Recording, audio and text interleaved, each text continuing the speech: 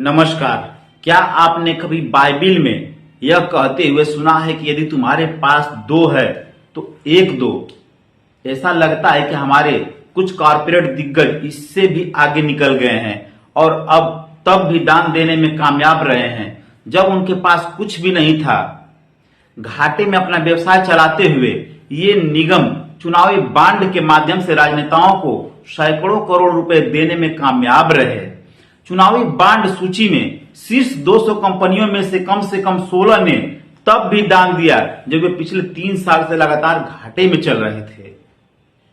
घाटे में रहते हुए उन्होंने राजनीतिक दलों को कुल मिलाकर 710 करोड़ रुपए का चंदा दिया।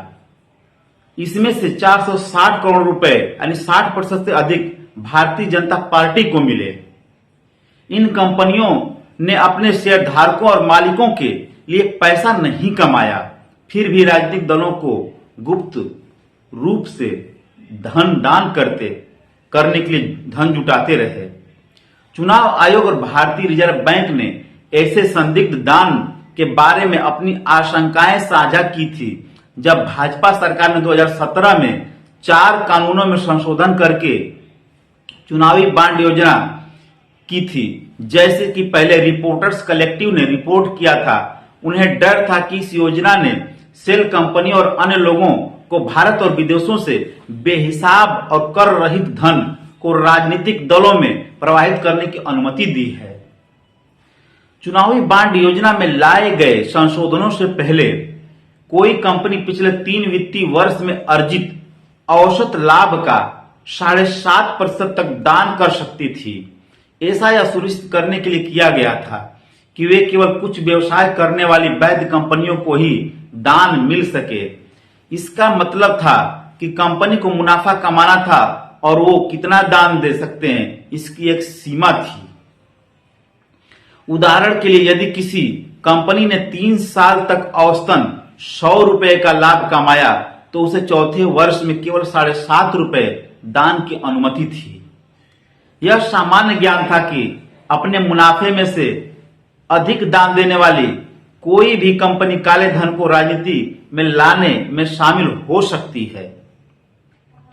भाजपा सरकार ने इस सीमा को हटाने के लिए 2017 के केंद्रीय बजट में कंपनी अधिनियम में एक पंक्ति लागू की।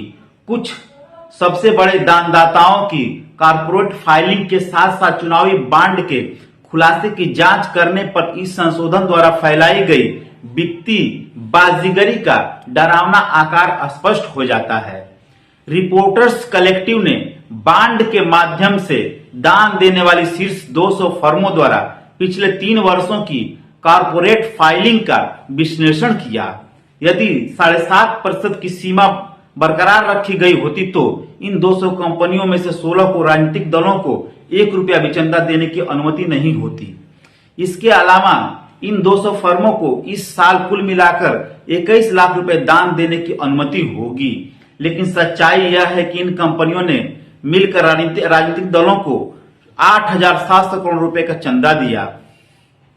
घाटे में चल रहे 16 चुनावी बांड दाताओं की सूची में सबसे ज्वलंत मामला पर विचार करें।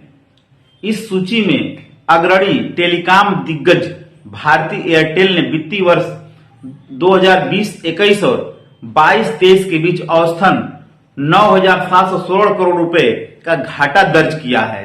पिछले 3 वित्तीय वर्ष में गिरावट के बावजूद कंपनी ने राजनीतिक दलों को 197.6 करोड़ रुपए दान दिया। इसमें से 197 करोड़ रुपए बीजेपी को, 50 लाख रुपए नेशनल कॉन्फ्रेंस और 10 लाख रुपए राष्ट्रीय जनता दल यानी आरजेडी को मिले। सूची में अन्य मामले व्यक्तिगत घाटे वाले वर्षों के दौरान भी कंपनियों द्वारा राजनीतिक दलों को दान देने के व्यक्तिगत मामले हैं। यह उनके 3 साल के औसत लाभ के सकारात्मक होने के बावजूद था। उदाहरण के लिए, रियल्टी प्रमुख डीएलएफ समूह का हिस्सा डीएलएफ कमर्शियल डेवलपर्स लिमिटेड ने वित्तीय वर्ष 2019 और 20 में 20 करोड़ रुपए दान दिया, जबकि इसी अवधि में 210 करोड़ रुपए का घाटा हुआ था। कंपनी ने चुनावी बांड के जरिए कुल 130 करोड़ रुपए का चंदा दिया, जो सारा बीजेपी को मिला। घाटे में चल रही इन 16 कंपनियों के अलावा कम से कम 31 कंपनियों ने अपने 3 साल के औसत मुनाफे से कहीं अधिक दान दिया।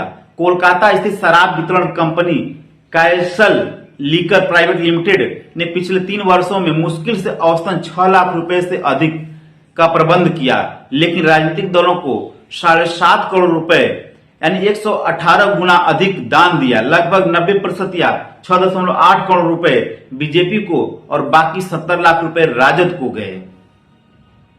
कंपनी ने यह पैसा अप्रैल 2023 से 4 किस्तों में दान किया, जबकि वित्तीय वर्ष 23-24 के लिए फाइलिंग उपलब्ध नहीं है। कंपनी पिछले वित्तीय वर्ष में केवल 12 लाख रुपए का मुनाफा कमाने में सफल रही।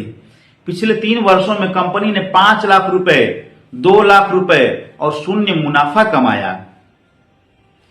लॉटरी किंग सैंटियागो मार्टिन की future gaming and hotel services private limited, जो सबसे बड़ा चुनावी बांड दान करता है, ने अपने 3 साल के औसत मुनाफे से 16 गुना अधिक दान दिया।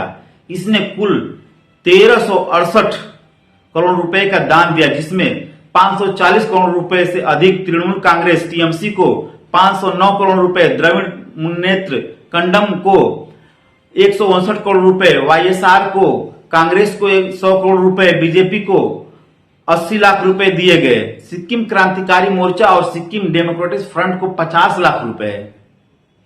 इसी तरह रिलायंस से जुड़ी क्विक सप्लाई चेन, जो तीसरे सबसे बड़े दानदाता के रूप में उभरी, ने अपने लाभ का 15 गुना दान दिया। क्विक सप्लाई चेन ने बीजेपी को 375 करोड़ रुपए या उससे कुल चंदे का 90% से अधिक दान दिया। इसने 25 करोड़ रुपए शिवसेना को और बाकी 10 करोड़ रुपए राष्ट्रवादी कांग्रेस पार्टी को चंदा दिया। शीर्ष 10 दानदाताओं में से एक कोलकाता स्थित कन्वेंटर ग्रुप से जुड़ी कंपनी मदन लाल लिमिटेड ने अपने 3 साल के औसतन लाभ से 56 गुना अधिक दान दिया। इसने वित्तीय वर्ष 2019 और 20 में 185.5 करोड़ रुपए दान दिया, जिसमें से 175 करोड़ रुपए बीजेपी को और बाकी 10 करोड़ रुपए कांग्रेस को मिले।